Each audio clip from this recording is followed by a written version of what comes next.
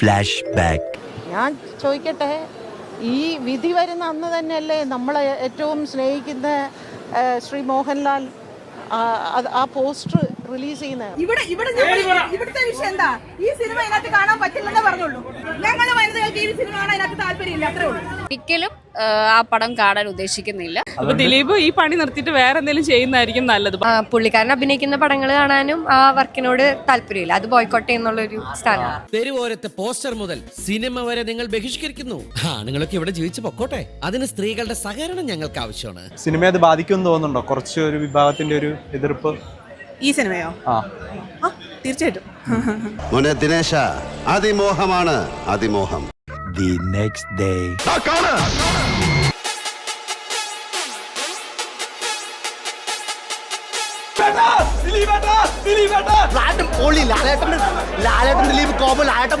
അഴിഞ്ഞാട്ടാണ് cinema. അഴിഞ്ഞാട്ടം, ഞങ്ങൾക്ക് അതന്നെ പറയുള്ളൂ. അഴിഞ്ഞാട്ടം. ലാലേട്ടന്റെ ഒരു പീക്ക് ലെവൽ പെർഫോമൻസ് ആണ്. 200 രൂപ പോയാലും ഒരു നഷ്ടമില്ല, കാരണം ഫുള്ള് ഓൺ പടമാണ്.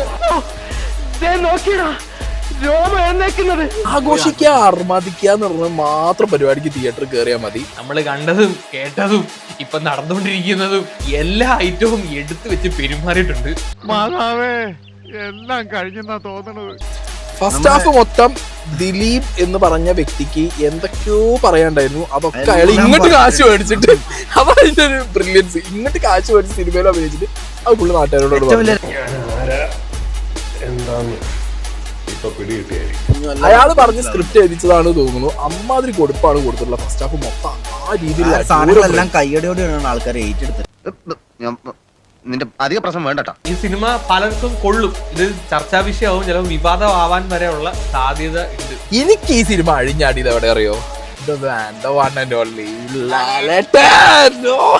എന്തോ എന്നെ ഇഷ്ടമാണ് ആളുകൾക്ക്. ഇത് ദിലീപിന്റെ കിടിലം തിരിച്ചുവരവാണ്. ബുക്ക് മൈ ഷോ കണ്ടില്ലേ, ഫുള്ള് ക്ലോസ് ആയി, ഒരു രക്ഷയില്ല. ഒന്നിലും എന്താ പറയാ, എവിടെയും ഇതില്ല, ടിക്കറ്റ് ഇല്ല. അങ്ങനെയൊക്കെ വഴിയില്ല. ചില തൽപരകക്ഷികൾക്ക് ദിലീപ് കുറ്റക്കാരനായിട്ട് തുടരണം, ദിലീപിന്റെ കരിയർ നശിപ്പിക്കണം, അങ്ങനെയുള്ള കുറച്ച് ആളുകൾക്ക് അവർ വിചാരിച്ച കാര്യം നടന്നില്ല. എന്റെ ഉദ്ദേശങ്ങളൊന്നും പഴയതുപോലെ ഫലിക്കുന്നില്ലല്ലോ.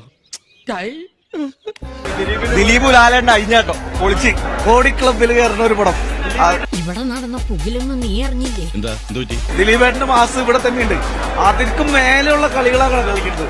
ഇനി ഇതിനു മുകളിൽ വെക്കാനില്ല.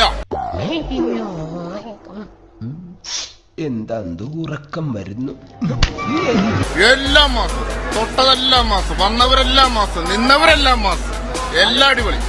ഇനി നമ്മൾ എന്ത് ചെയ്യുമല്ലയ്യ. നല്ല പടം എന്ന് പറഞ്ഞാൽ ഒരു കുറച്ച് കാലത്തിന് ശേഷം ദിലീപിന് നല്ല തിരിച്ചുവരവായിട്ടുള്ള ഒരു നല്ല പടമാണത്. എന്നോടിത് വേണ്ടായിരുന്നു.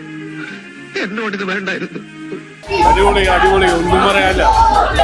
അടിപൊളി, ദിലീപേട്ടന്റെ റിയൽ കംബാക്ക് ഇതാണ്. നമ്മൾ വെയിറ്റ് ചെയ്തിരിക്കുന്ന ആ മൊമെന്റ്. അടിപൊളി. കാര്യങ്ങളൊക്കെ കൈവിട്ട് പോയല്ലോ തിരുവട്ടമാ. ഞാൻ തിരുവനന്തപുരത്തേക്ക് ഒന്ന് വിളിച്ചാലോ?